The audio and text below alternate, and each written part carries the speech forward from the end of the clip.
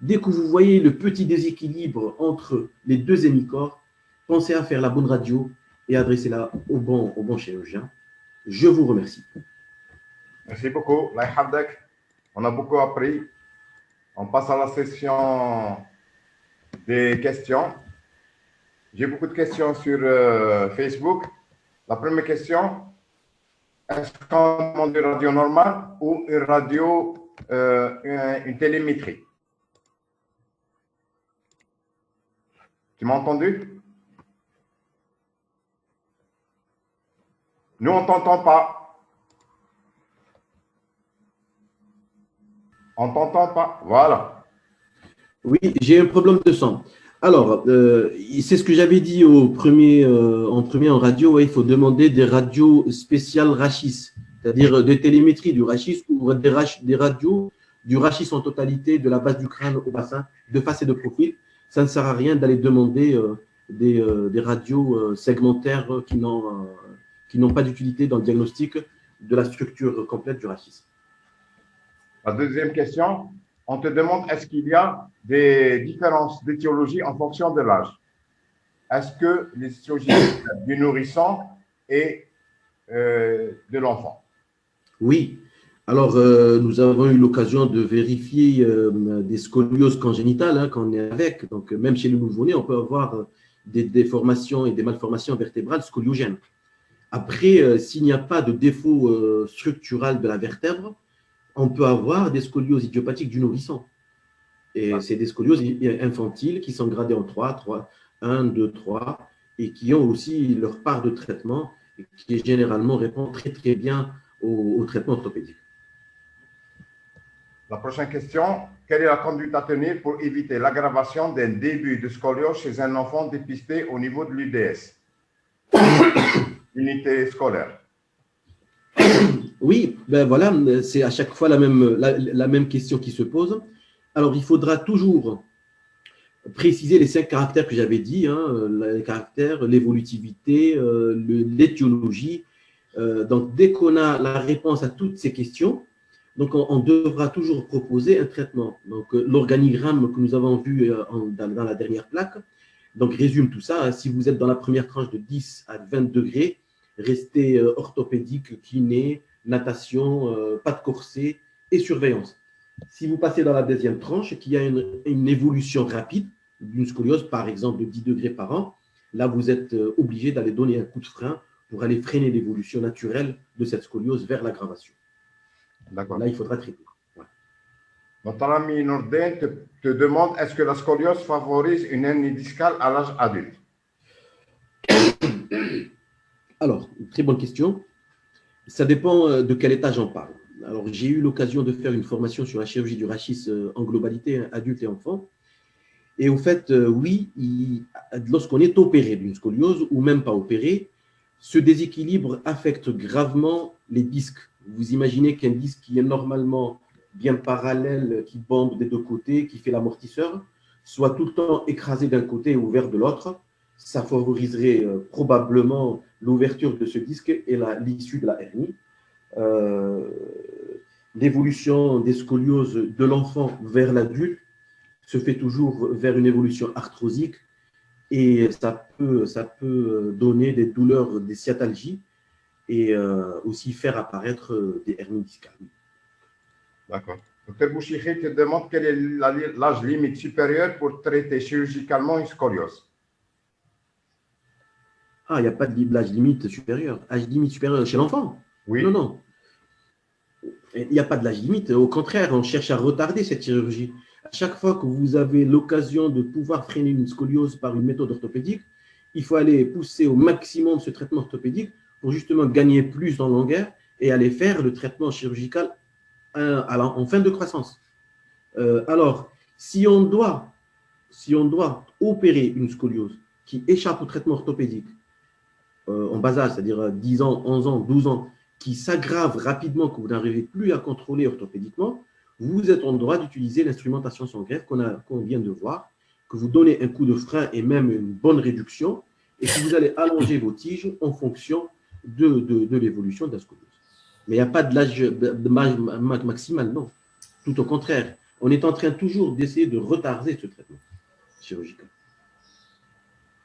Est-ce qu'une compression médulaire peut se rétablir après correction chirurgicale de la scoliose? Oui. Alors, ça dépend du degré initial de la scoliose. Si la déformation vertébrale, parce que c'est vrai que j'en parle pas ici, la rotation vertébrale qui évolue, il y aura toujours une diminution du diamètre du canal médulaire, et donc il y a risque de compression, oui. Mais si vous corrigez et vous mettez le rachis dans l'axe, il y a de fortes chances que cette compression n'est plus en post-opératoire. La dernière question, est-ce que la scoliose qui n'est pas grave est une contre-indication à la pratique de l'éducation sportive à l'école? Ah, ça c'est une très bonne question et qui est souvent posée par les patients. Alors, dans les scolioses, je n'arrête pas le sport. Il ne faut pas contre-indiquer le banc. Je ne parle pas des formes graves à 90 degrés, là où l'enfant est tout plié. Ça, c'est sûr qu'il y aura toujours une contrainte physique à faire du sport. Mais dans les petites scolioses de 10, 20 degrés jusqu'à 30 degrés, tout au contraire, je dis qu'il faut doubler d'activités sportives et surtout la natation, qui est très, très bénéfique dans le traitement de la scoliose. Donc, pour les enfants qui portent des scolioses, souvent on nous dit oui, avec le corset, je n'arrive pas à faire le sport avec mes amis à l'école et tout ça, j'ai honte devant mes parents. Non, il ne faut pas arrêter au moment du sport. Si le corset est gênant, vous pouvez l'enlever pour l'heure ou les 2 heures d'activité sportive et le remettre après. L'activité sportive est conseillée pendant le traitement orthopédique de la scoliose. Voilà, il y a une question qui vient de tomber. Oui, M. Keboué. Moi, j'ai une question dont on a abordé au début, je ne sais pas. Alors, est-ce que tu peux nous parler de la scoliose, ce fameux cartable, d'accord, de l'écolier, ce cartable d'Aligiaïs, est-ce que réellement ça a un impact sur la colonne vertébrale? Alors, sur une colonne normale, je pense que c'est prouvé, c'est facile à connaître. Hein. Vous voyez le nombre, les millions d'écoliers qui vont à l'école, hein, je dirais des milliards. Alors, ils ont des cartables lourds, certes, ils marchent des kilomètres dans certaines régions, et ce n'est pas tous les enfants qui portent des cartables qui ont des scolioses. C'est-à-dire que la relation cause à effet n'a jamais été établie sur toutes.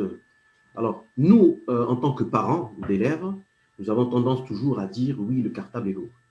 Par contre, c'est un patient qui a une scoliose débutante, qui est non douloureuse, et qui va porter son cartable lourd, et en plus d'un seul côté, sur les fameux sacs à dos qui se portent sur un côté. Là, je pense que c'est évident. Ça va aggraver le cas de la scoliose, ça va la rendre plus évolutive, parce que le déséquilibre existe, et vous l'aggravez par du poids. Hein, c'est tout le contraire qu'on fait dans le traitement, hein, il faut tirer dans l'autre sens, au fait. Donc, c'est pour ça que je dis, alors le cartable, à chaque fois qu'il doit être porté, il doit être porté des deux côtés, même s'il est lourd. Il faut avoir des sacs à dos à double manchette, jamais de seul côté. Si vous devez porter votre cartable à la main, il faut apprendre à l'enfant d'alterner dans l'air, c'est-à-dire que s'il a 10 minutes de marche, ce sera 5 minutes d'un côté, 5 minutes de l'autre, pour justement essayer de pallier à ce problème. Je ne sais pas, peut-être que dans le futur, on aura plus d'éclaircissements sur ça, mais à mon avis, le cartable lui-même ne cause pas de scoliose, mais peut aggraver une scoliose existante. S'il te plaît, tu peux répondre rapidement à une question. Une dame te dit, à chaque fois qu'elle envoie des scolioses légères, on lui répond natation. Mais avec la fermeture des piscines et le peu de piscines qui existent en Algérie, qu'est-ce qu'elle doit faire? Alors, c'est vrai qu'à la fermeture, avec le Covid, la fermeture des salles de sport et de natation nous pose d'énormes problèmes. Donc, on demande aux enfants de s'adapter au confinement et tout ça. Donc, on demande, le premier exercice, la barre fixe. Essayez d'avoir une barre fixe à la maison. Ce n'est pas pour faire des biceps, hein, c'est ce que je dis en consultation. C'est pour justement s'accrocher sur cette barre et essayer de se laisser se porter, laisser le poids tirer vers le bas de cette colonne vertébrale Il faut aller le faire plusieurs fois par jour et pendant plusieurs minutes. Après, les exercices pour le dos, vous voyez avec les applications sur Internet, pour les exercices de dos, les exercices de perte de poids, tout ça peut marcher pour entretenir justement une bonne musculature pendant le traitement orthopédique qu'on est en train de faire. Ben, j'espère que ça va rapidement ouvrir, hein, parce que c'est vrai que tout le monde commence à étouffer sans les piscines et tout ça.